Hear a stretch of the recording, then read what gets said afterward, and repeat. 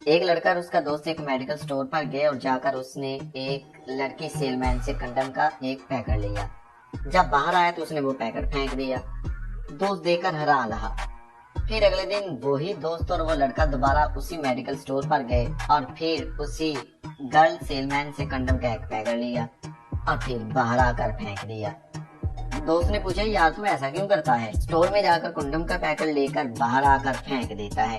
لڑکے نے جواب دیا دراصل میں یہ اس لیے کرتا ہوں تاکہ میڈیکل سٹور کی سیل مین جلدی رہے کیونکہ وہ کمینی پہلے میری گرل فرینڈ تھی۔ ویڈیو پسند آ رہی ہے تو اس کو لائک کر دیں۔ ایک آدمی نے اپنے بیٹے سے پوچھا بیٹا بتاؤ تم کس کو زیادہ پسند کرتے ہو، اپنی ممی کو یا کہ مجھے؟ بچے نے جواب دیا دونوں کو۔ آدمی نے کہا ہاں اگر میں پیرس گھومنے کے لیے جاؤں اور تمہاری مما انڈیا تو تم کس کے ساتھ جاؤ گے؟ بچہ بولا میں انڈیا جاؤں گا۔ باپ بولا اچھا اس کا یہ مطلب ہے کہ تم ممی کو زیادہ پسند کرتے ہو؟ بچے نے کہا نہیں اس کا یہ مطلب ہے کہ میں پچھلے سال بھی پیرس گھوم چکا ہوں اس لیے اب انڈیا جانا ہے۔ بچے کے باپ نے اس سے کہا ٹھیک ہے اب اگر میں انڈیا جاؤں اور تمہاری ماما پیرس تو پھر تم کہاں جاؤ گے؟ بچے نے کہا پیرس۔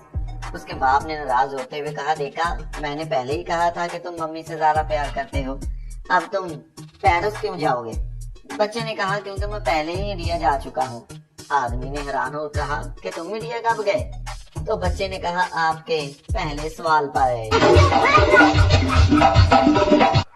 بادشاہ نے سوچا دیکھتا ہوں کہ میری رایا میں سے کتنے لوگ اپنی بیوی سے ڈرتے ہیں اور کتنے نہیں۔ اس نے اعلان کروایا کہ جو بھی اپنی بیوی کی بات مانتا ہے وہ آئے اور آ کر تربوز لے جائے، لیکن جو اپنی بیوی کی نہیں مانتا وہ آئے اور اپنی پسند کی بھینس لے جائے۔ لوگ آنا شروع ہو گئے۔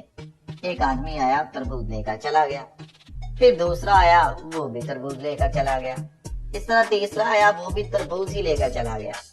بادشاہ پریشان ہو گیا کہ یار لگتا ہے سبھی اپنی بیوی کے ہی مانتے ہیں۔ ایک اور آدمی آیا اور اس نے آ کر کہا بادشاہ سلامت میں اپنی بیوی کی نہیں مانتا۔ یہ سن کر بادشاہ سلامت نے کہا شاباش جاؤ اور اپنی پسند کی بھینس لے جاؤ۔ آدمی بڑے فخر کے ساتھ گیا اور اس نے ایک کالی بھینس پسند کی اور اس کو لے کر جانے لگا۔ بادشاہ بھی اس پر فخر کر رہا تھا۔